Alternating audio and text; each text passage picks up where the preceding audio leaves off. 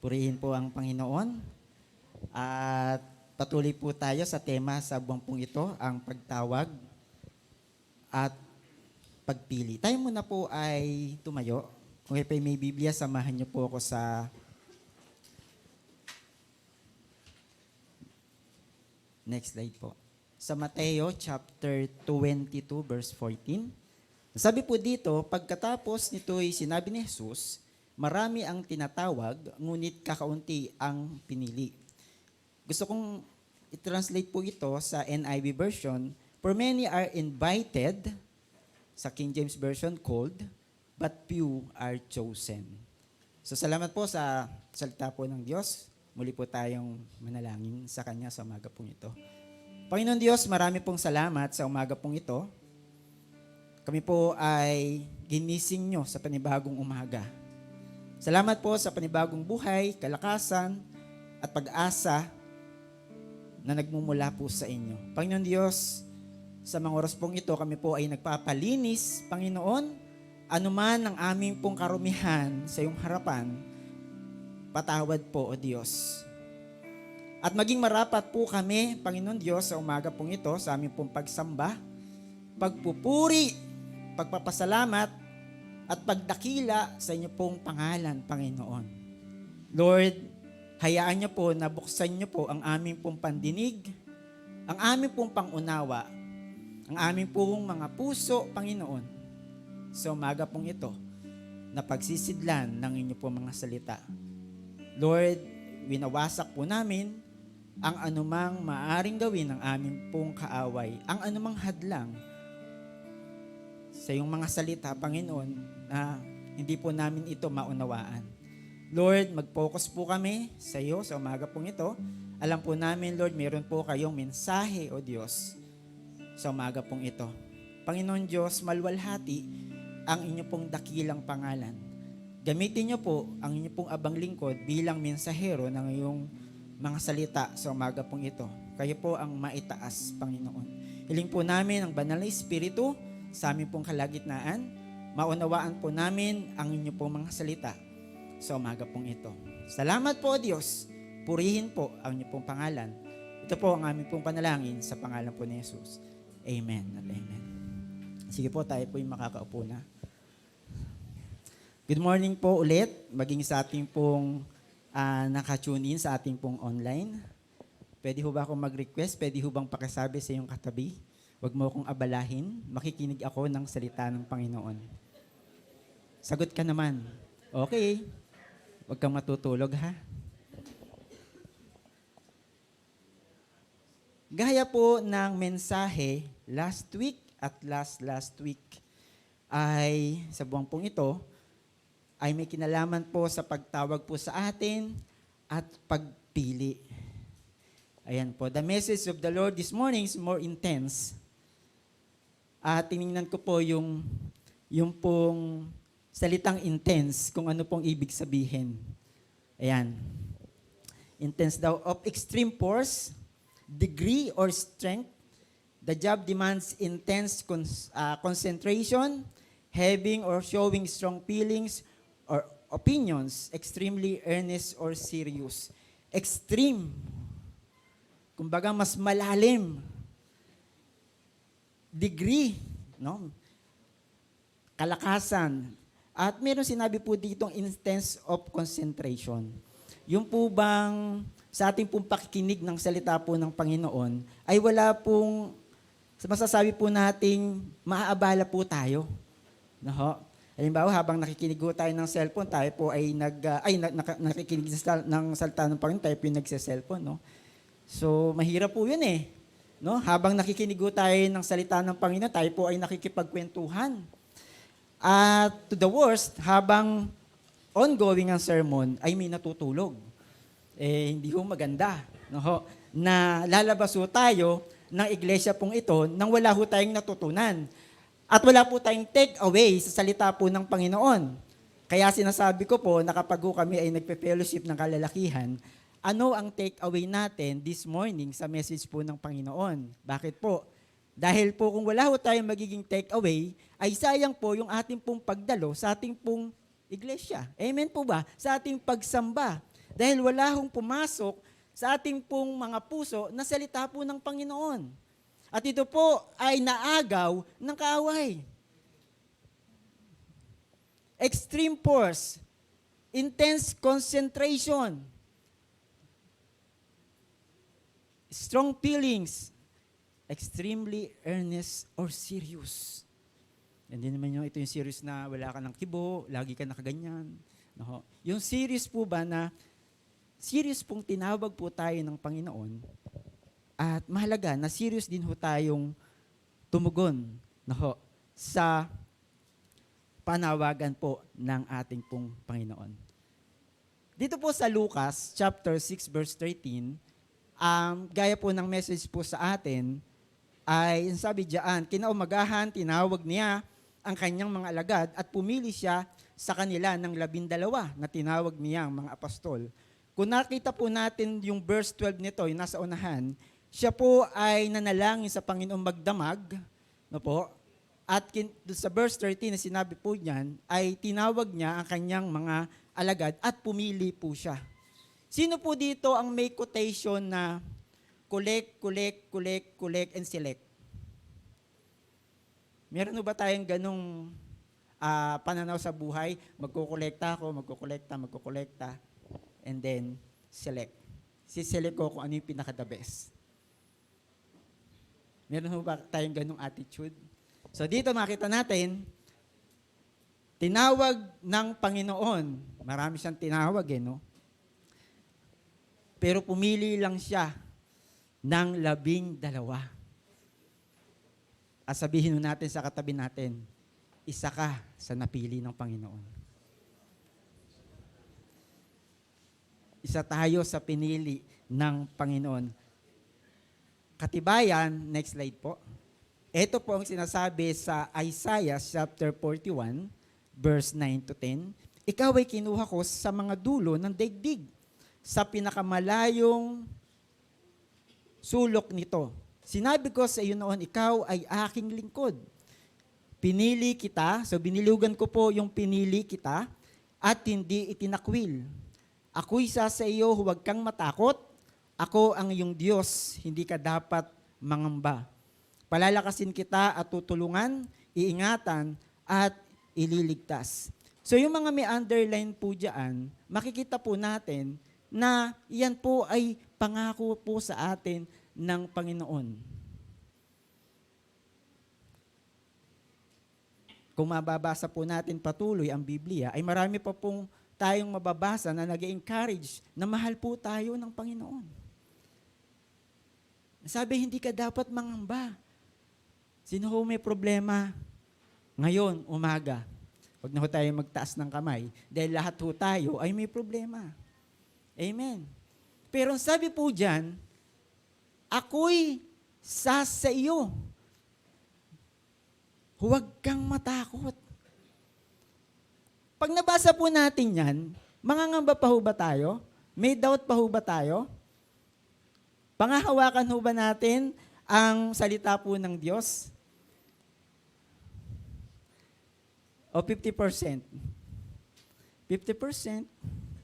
Hindi ho malulugod si Lord. Kung 50% lang ho. Kaya nga po sabi po dun sa kanyang utos buo Buo yung ating pagmamahal po, sa Diyos. Buong lakas, buong pag-iisip, at hindi po kalahati. No. Palalakasin kita, sino nanghihina? Palalakasin ho tayo ni Lord. Tingnan niyo yung katabi niyo. Yan. Gagamitin ho siya ni Lord. Di ba? Palalakasin ho tayo. Kaya no man is an island. Kaya kung tayo po ay nagso-solo, mahirap po iyon. Kaya 2 heads are better than 1. Kaya binigyan ni Lord ng kapares yung isa para maging isa. 2, para nagpapalakasan po sila. Pero pag tayo po ay nagso-solo, si Lord ang ating pong kalakasan. Kahit naman may kasama tayo, yung ating kasama, ang gagamitin ni Lord upang tayo naman po ay mapalakas.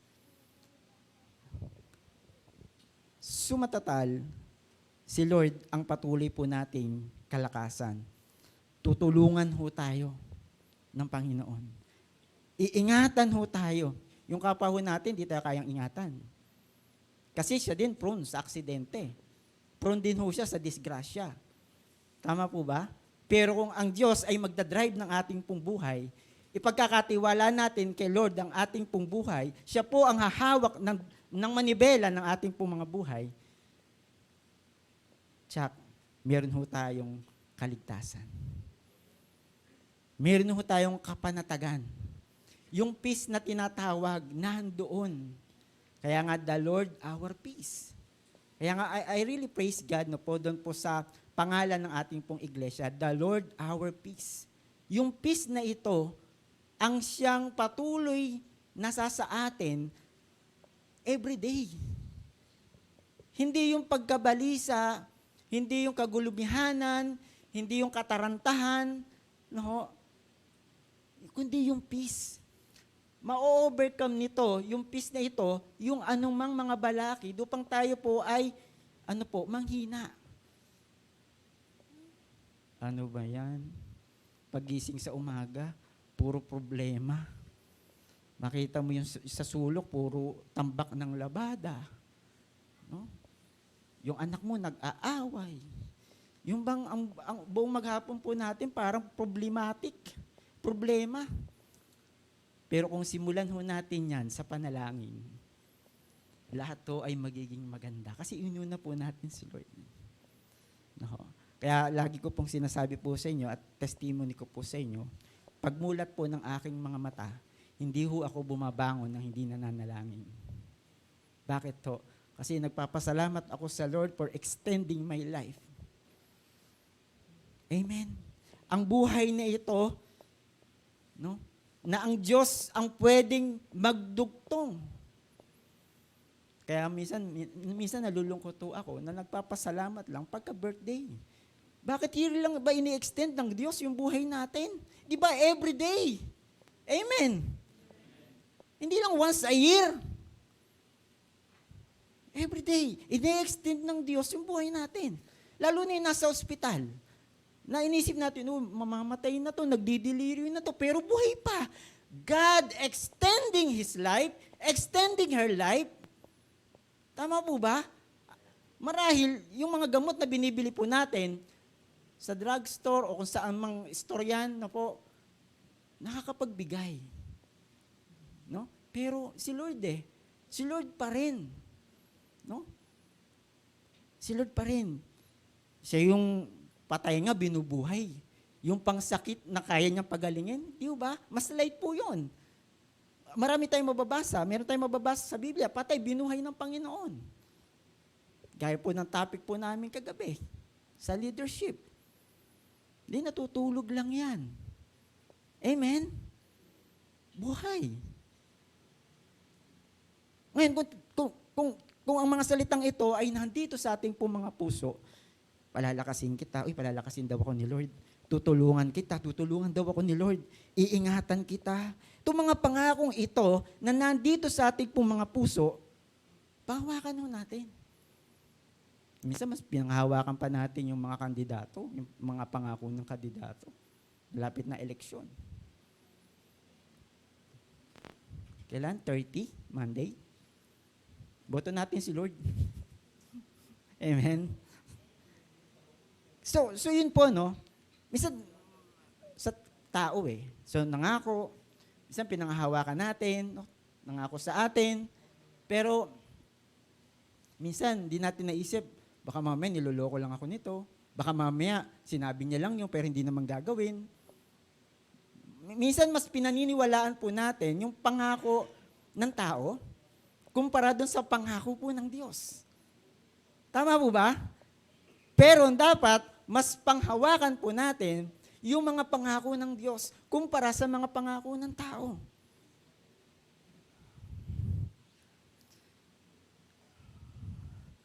Dito na po tayo sa message proper. Hindi pa ba message? Hindi pa po. Introduction pa lang po yun. Dito po tayo. Kung kilalanin po si Jonas, dito po tayo ikot. At alam ko po, na may mensahe po si Lord sa umaga pong ito patungkol po sa buhay ni Jonas, kung ano po ang nangyari sa kanya. Jonas chapter 1 verse 1. Ang aklat na ito ay naglalaman ng mensahe ni Yahweh sa pamamagitan ni Jonas na anak ni Amittai. Isang araw sinabi sa kanya ni Yahweh, pumunta ka sa Ninive. May pinag-utos po si Yahweh o ang Diyos kay Jonas. Saan po siya pupunta?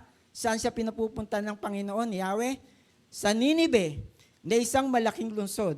At sabihin mo sa mga taga roon na umabot na sa aking kaalaman ang kanilang kasalanan. Magtungo siya sa Joppa at doon ay nakatagpo ng isang barkong patungong Tarsis. Ayan. So, inutusan ni Yahweh si Jonas. Okay? Pagkatapos magbayad ng pamasahe, sumakay siya sa barko upang maglakbay kasama ng iba pang mga pasahero patungong Tarsis. Ba't sa Tarsis nagpunta? Tingnan po natin sa next slide. Kung gaano kalayo ang Ninive sa Tarsis. From Joppa, 550 miles papuntang Ninive. So kapranggot lang pala eh. Pero saan siya nagpunta?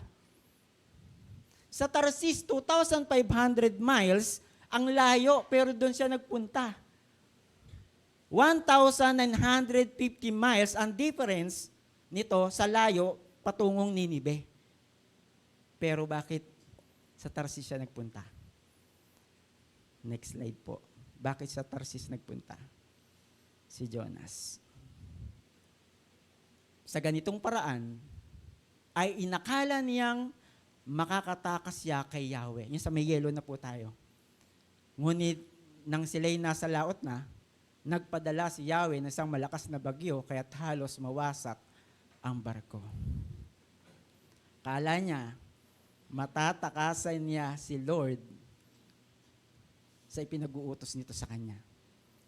Sabi ko, Lord, nag-uutos ka rin sa amin. Sa tingin kaya namin, ay makakatakas kami sa iyo. Sa umaga pong ito, sa buhay po ni Jonas ay nagpapatunay na hindi po natin kayang takasan ang Lord. Marahil maraming ng beses na tayo po ay tinawag ng Panginoon. Marami ng beses na tayo po ay, kumbaga may pinagagawa si Lord sa atin, pero nandun pa rin ang pag-deny, nandun pa rin po ang pag-reject sa panawagan ng Panginoon sa ating pong mga buhay. Andoon na nag-excuse. Nung tinawag ho tayo, lumilingon ho tayo sa likod. Tapos tumawag ulit, dito naman tayo sa kabila. Huwag ka nang lumingon. Bakit? Kasi ikaw hindi natawag ko. Ako? O siya? Ikaw nga. Ako ba? O ito. Ikaw nga eh. Ikaw yung tinatawag ni Lord. Ako ba? Naalala ko yung paniki. Laging lumilipad. Ba't ako?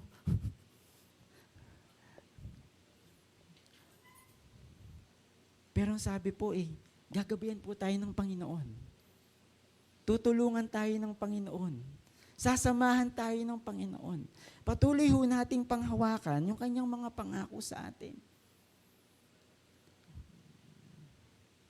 Ano pa ho ang sumunod na tagpo? So nakita nung kapitan na si Jonas po ay mahimbing na natutulog.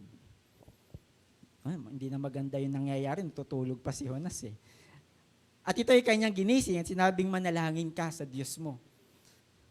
So, nagpalabunutan ang mga tripulante upang malaman kung sino ang dahilan, kung bakit mapangit may bagyo ng time na yon, at si Jonas ang nabunot.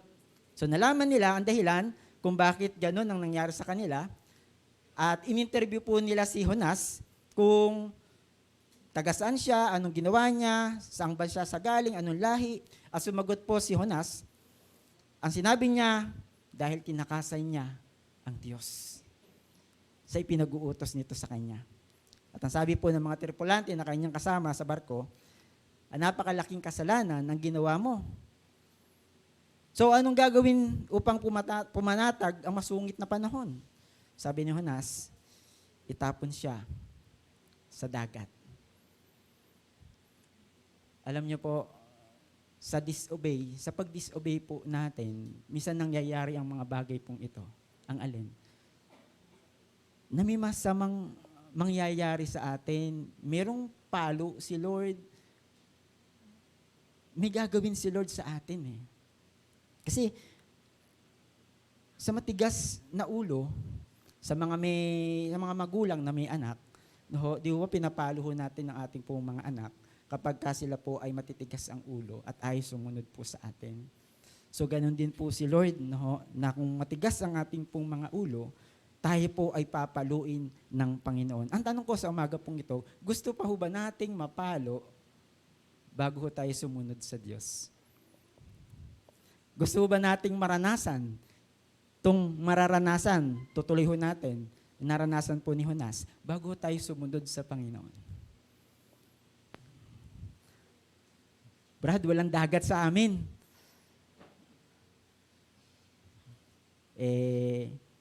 Hindi natin alam kung paano pagpalo ang gagawin sa atin ni Lord sa ating pong pagsuway.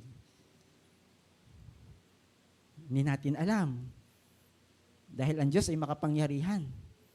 Wag natin sabihin, walang dagat sa amin, walang malaking isda. Kahit sumuway ako, hindi ako mapapasok doon sa malaking tiyan ng isda. Hindi ho. Alam mo natin na lahat ay kayang gawin ng Panginoon. Hindi ko po kayo tinatakot.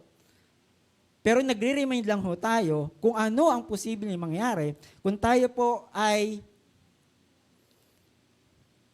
hindi susunod at magdi-disobey po tayo sa Lord. Dito nga, naranasan po ni Jonas eh. Tama po ba? Naranasan ho ni Jonas. Tutuloy na ho natin. Ano ho ang nangyari kay Jonas? After na itapon siya sa dagat. Sa utos ni Yahweh sa verse 17, nilamon ni Jonas ng isang dambuhalang isda at siya'y nanatili ng 3 araw at 3 gabi sa tiyan nito.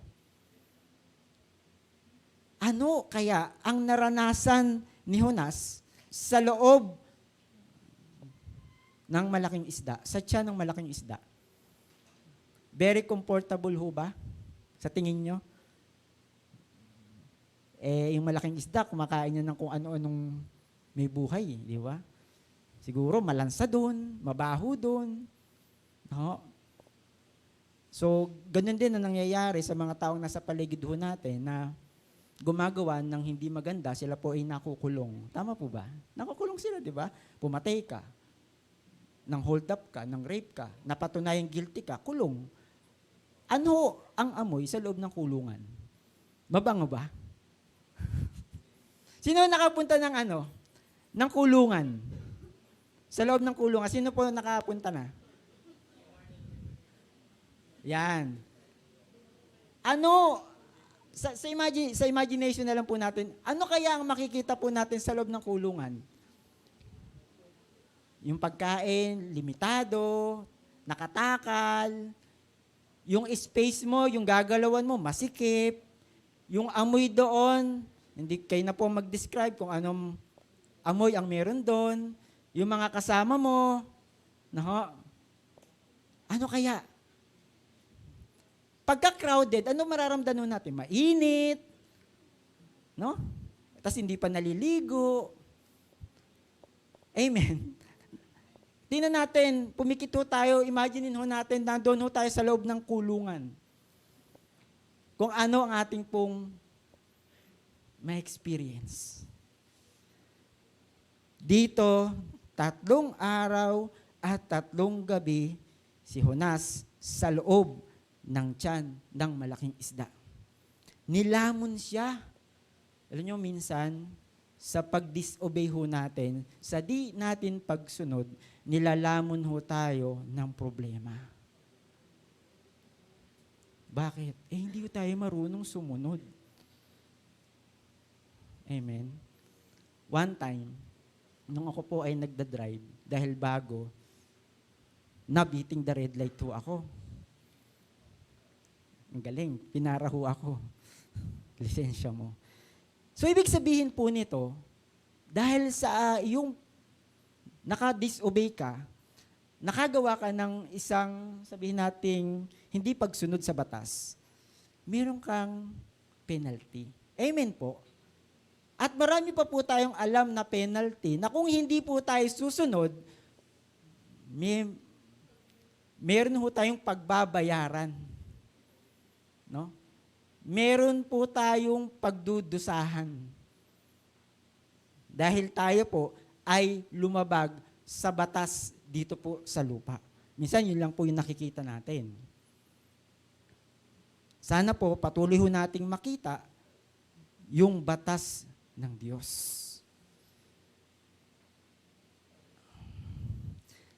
Na ito po ay pangwalang hanggan. Kasi sa bilibid, although merong life sentence, meron kang bubunuin ng kung ilang taon, depende sa bigat at antas ng iyong pagkakasala. Kaya yung iba, siguro doon na namatay dahil life sentence yung sentensya sa kanila eh. Siguro nga, sobrang bigat ng kanilang nagawang kasalanan sa batas. Pero dito, sa batas ng Panginoon, ay pangwalang hanggan. This is eternal. Eternity na po. Nakaparusahan at pagkawalay sa ating pong Panginoon. Next slide po. Dito po sa chapter 2, nanalangin po si Jonas. Verse 1, habang si Jonas ay nasa tiyan ng isda, nanalangin siya ng ganito, Yahweh, nang ako'y nasa kagipitan, nanalangin ako sa inyo. At sinagot ninyo ako mula sa daigdig ng mga patay. Ako'y tumawag sa inyo. At dininig ninyo ako. So, ang katotohanan, sa talatang ito, sa oras na tayo po ay may bigatin sa buhay, may problema tayo sa buhay, di po ba lumalapit po tayo sa Panginoon? Nananalangin ho tayo sa Panginoon. At ang isang katotohanan ng Diyos ay dumidinig ng ating pong panalangin. Sa oras at sa kanyang kagustuhan. Kung kailan, hindi natin alam. At kung siya po ay tutugon ng oo sa ating mga panalangin. Kasi sabi nga po, 3 ang tugon ng Panginoon. No, yes, and wait. Tama po? So minsan nga, naisip ko, bakit minsan nagagawang genie si Lord? Ano genie? Yung ikaw may napulot na bote at meron lumabas, kamahalan, meron po kayong 3 kahilingan. Gusto natin ura-urada, on the spot, na kapag nag-pray ho tayo sa Panginoon, gusto natin antimano, ay tumugon agad si Lord. Humihiling ka ng sasakyan, hindi ka pa marunong mag-drive. Baka mamaya bigyan ka ni Lord ng sasakyan, mabangga ka. Amen. Ano ba naman yung anak? Nakita mo yung itsura mo?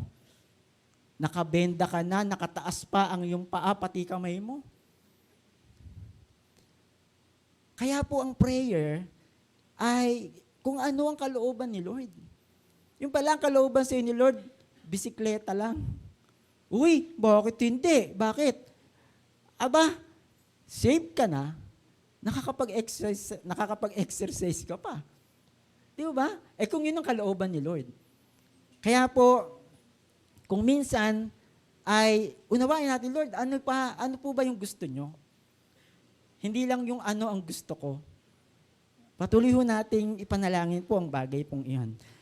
At ang sumunod na nakita ko po dito, na sana po, hindi lamang sa oras na may problema po tayo, tsaka lang ho tayo lalapit sa Panginoon. Bakit ho? Kasi ho, generally, ang tao po, lalapit lang sa Lord pag may problema. Pero ang mga taong nakakilala sa Panginoon, may problema siya o wala, siya po ay patuloy na nakikipag-communicate, nanalangin at dumudulog sa ating pong Panginoon. Bakit po? Dahil ang kanyang relationship ay healthy. Dahil alam niya na ito ang kalooban ng Panginoon na siya po ay kinakausap every day sa pananalangin. Kaya ang prayer pala, hindi lamang po pala ito mangyayari sa buhay natin kapag tayo ay may problema lang. Amen po? Patuloy ho nating nasusundan. Ho. May problema man ho tayo o wala, tayo po ay patuloy na manalangin sa ating pong Panginoon. Dahil gusto niya, ang ating pong relationship sa Kanya ay patuloy na lumago. Next slide po. Sa verse 9 ng chapter 2, ngunit aawit ako ng pasasalamat at sa inyo'y maghahandog. Tutuparin ko ang aking mga pangako, o Yahweh, na aking tagapagligtas. Pagkatapos inutusan ni Yahweh ang isda na iluwa si Jonas sa dalampasigan. Hindi ba dumidinig ng panalangin ang Diyos? Dumidinig eh. Nanalangin si Jonas sa Panginoon. At sa pagkakataong ito, may tugon ho ba si Lord? Meron. Wag ho nating isipin na sa ating pananalangin ay hindi po nakikinig ang Diyos. Nakikinig at naririnig ng Diyos. Subalit, meron pong sinabi sa Biblia, maaring ang kasalanan ho natin ang nagiging hadlang upang hindi marinig ng Diyos ang ating mga panalangin. Gawa ka ng kasalanan, tapos magpe-pray ka kay Lord, tapos minsan gusto natin, sa paglapit natin sa Lord, bagamat tayo po ay nagkakasala, patuloy sa pagkakasala, gusto natin, tugunin agad tayo ng Panginoon sa ating mga panalangin.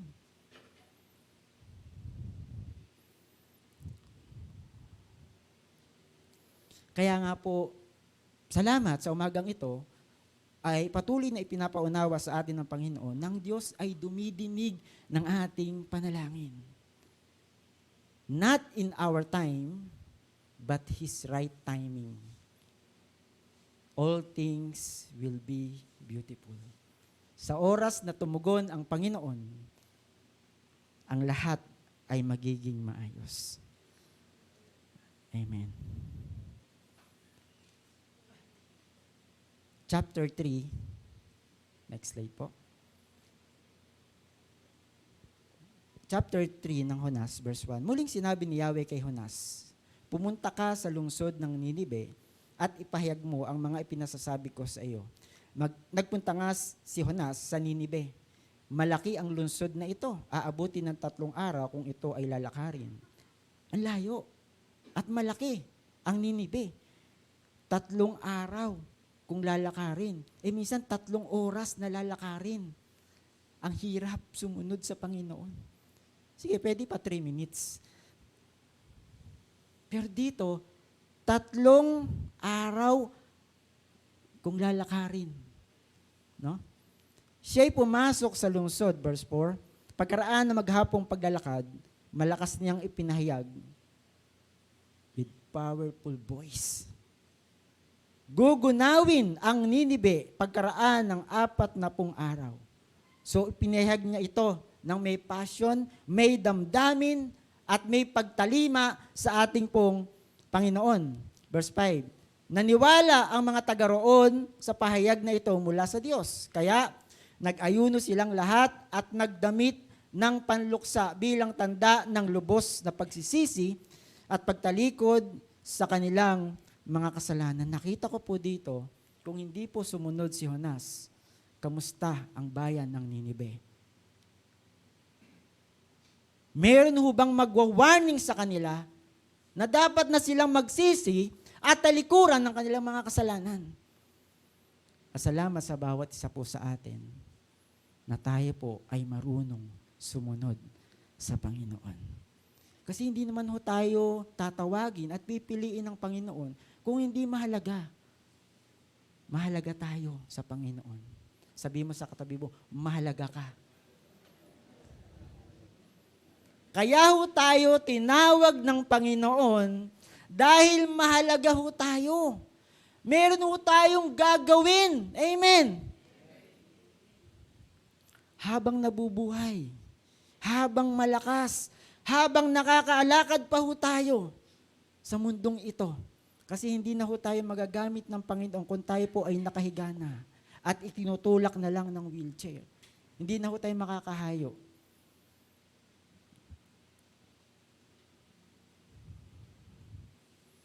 Kaya po, sa oras na tayo po ay tinawag ng Panginoon, anumang ministry ang pinagkatiwala po sa atin, ibinigay sa atin ng Panginoon, ipatuloy po nating maganap.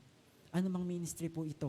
Alam ko po, iba-iba ho tayo ng ministry. At patuloy ho nating magamit po iyan para po sa Lord.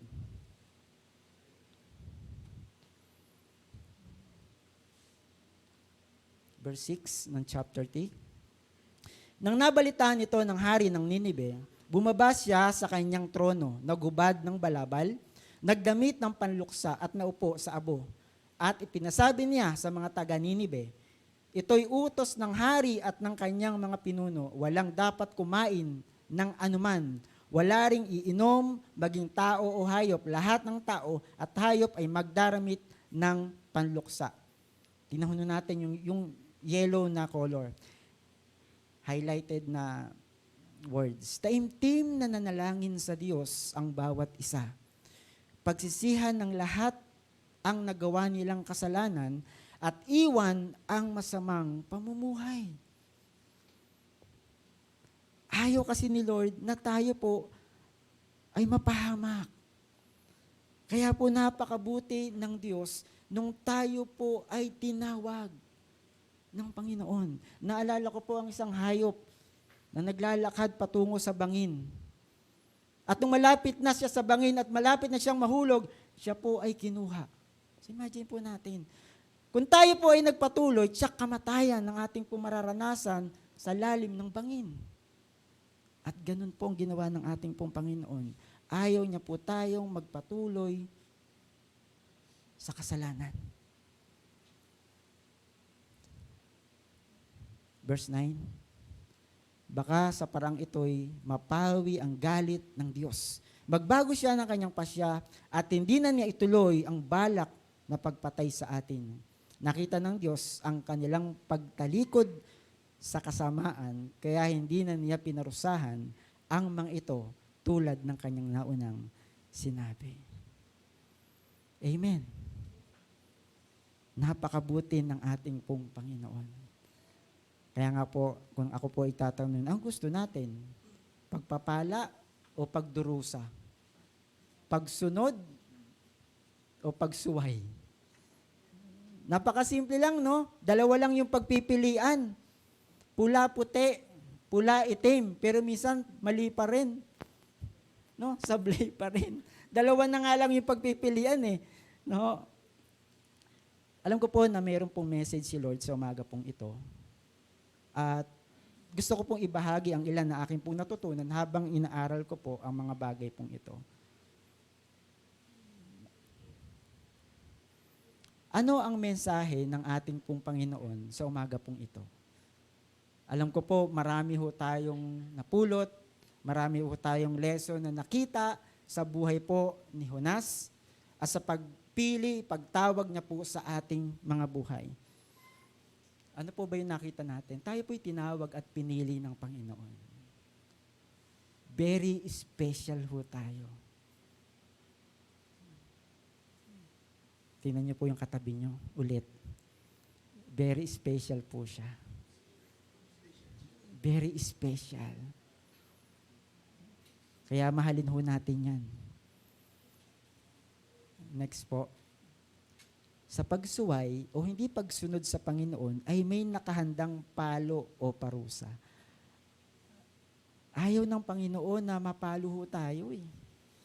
Ako ho, ayoko mapalo ng Panginoon eh. Kaya gusto ko sumunod na lang po sa Kanya. Kaya po, Salamat po sa message po ng Panginoon.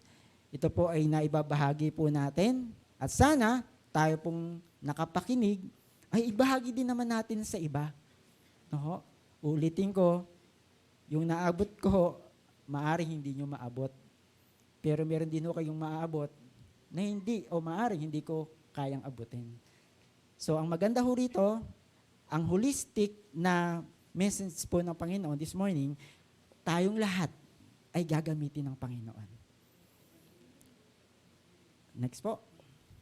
God is God of another chance.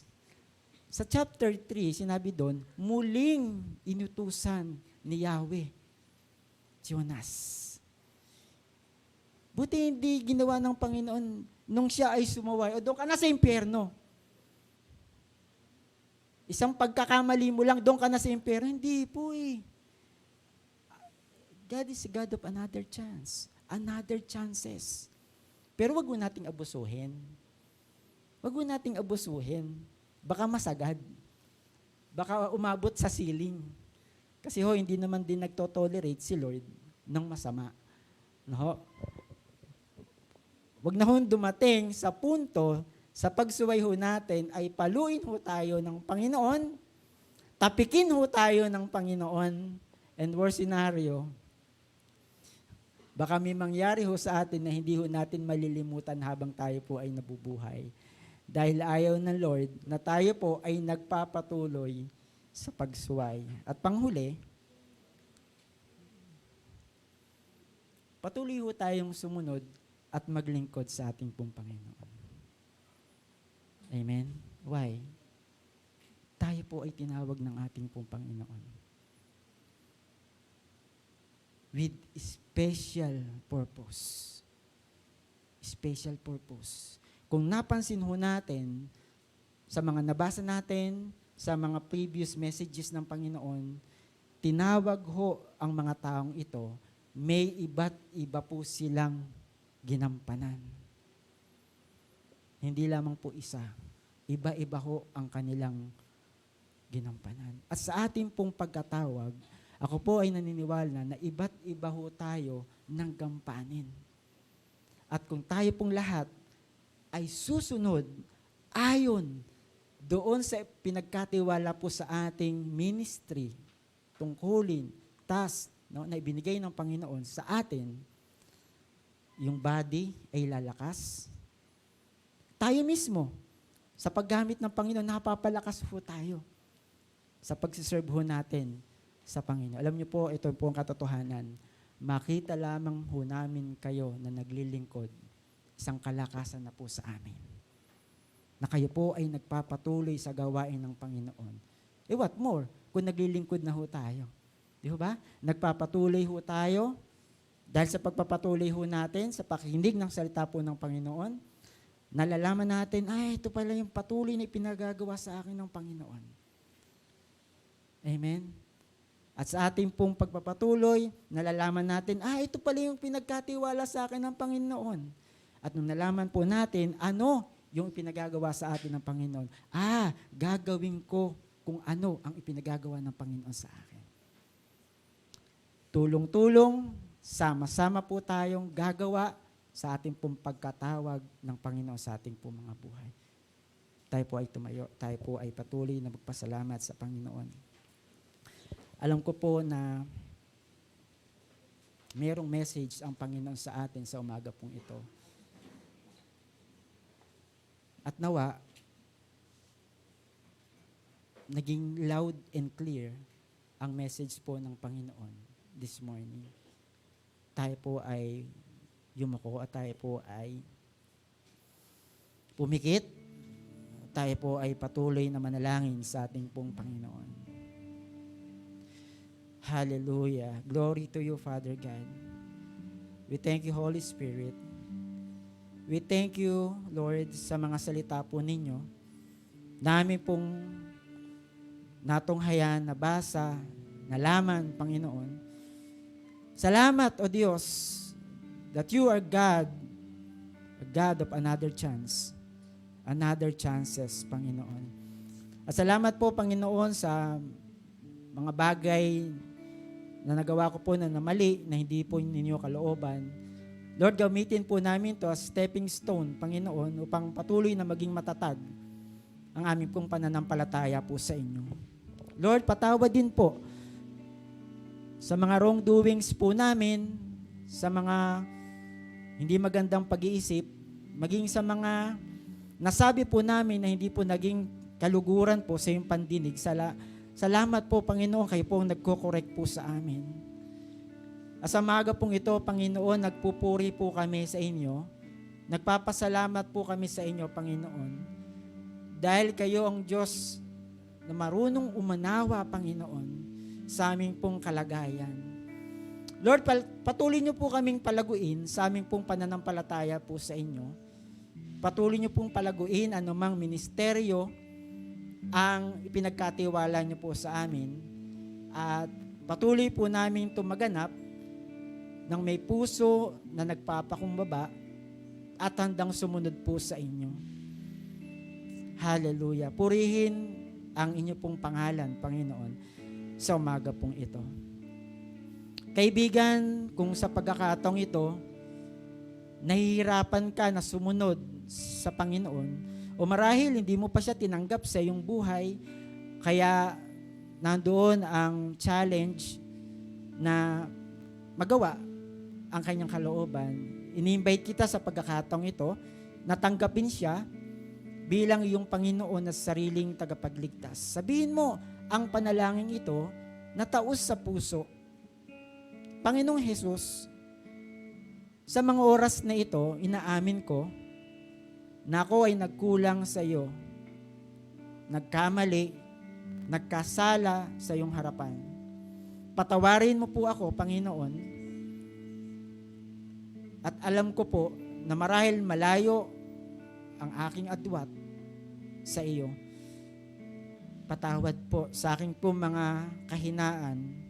At sa pagkakataong ito, sa araw na ito, sa umagang ito, tinatanggap kita bilang Panginoon ko at sarili kong tagapagligtas. Maghari ka sa aking buhay. Isulat niyo po ang aking pangalan sa aklat ng buhay. Salamat po sa buhay na walang hanggan. Salamat po, O Diyos, sa pag-ibig at kahabagan niyo sa akin. Purihin po ang inyo pong dakilang pangalan. Ako na lamang pong patuloy na mananalangin, Lord. Muli kami po ay nagpupuri po sa inyo. Salamat po sa iyong paalala. Salamat po sa iyong mga salita. Nawa, Lord, sa umagang ito, nakita niyo po ang aming po mga puso, Panginoon, na nakasamba. Lord, nakinig sa iyong mga salita, sa iyong mensahe sa umaga pong ito.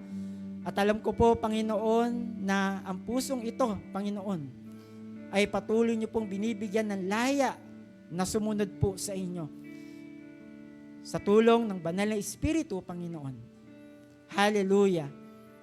Lord, salamat po, Panginoon.